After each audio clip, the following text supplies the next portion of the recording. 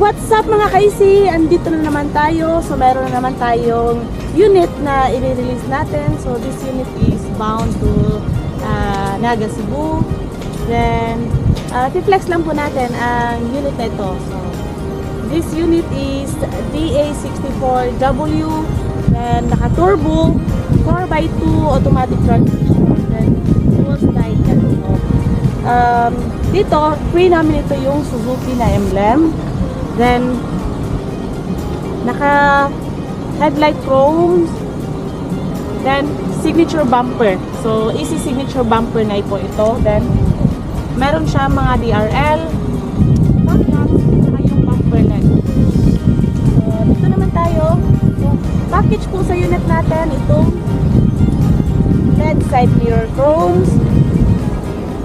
Then, clearance lamp. Upgraded na din. Naka LED.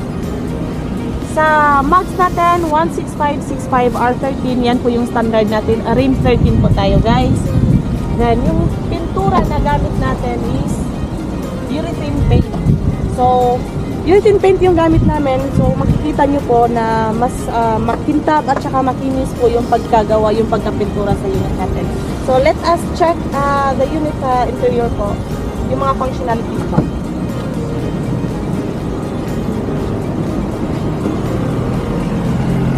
Dito, package po sa unit natin is itong dashcam.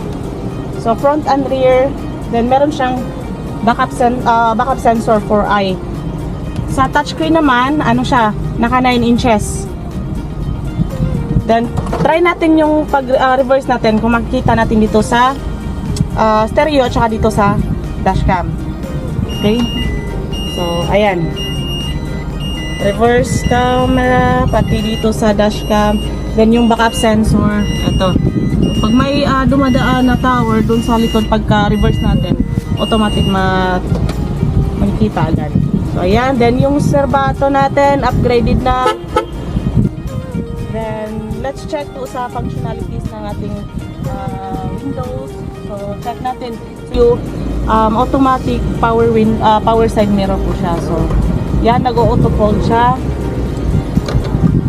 Then mga windows. Ayan.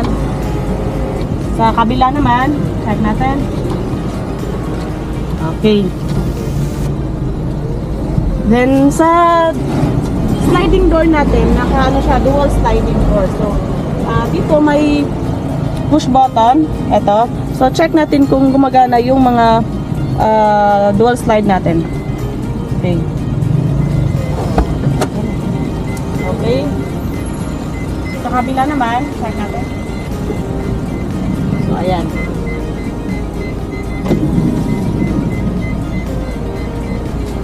Yung upholstery leather natin is combination po of black and beige.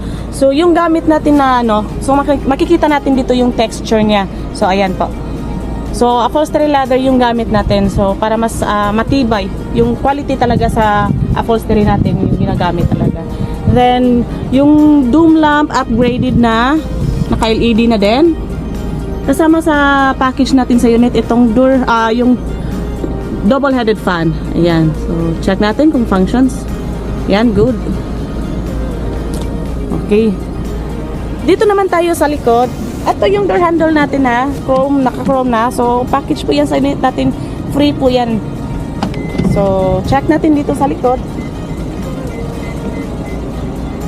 Ito naka-easy signature rear bumper po. Ayan. Tapos, ito yung mga 4i backup sensor. Ito. Sa kabila naman. Then, yung rear camera, dalawa. Sa dashcam at saka yung sa stereo natin. So, ayan po yung unit natin. So, for the price po sa unit, just PM it. Para bigyan po kita ng discount. So, ayan po.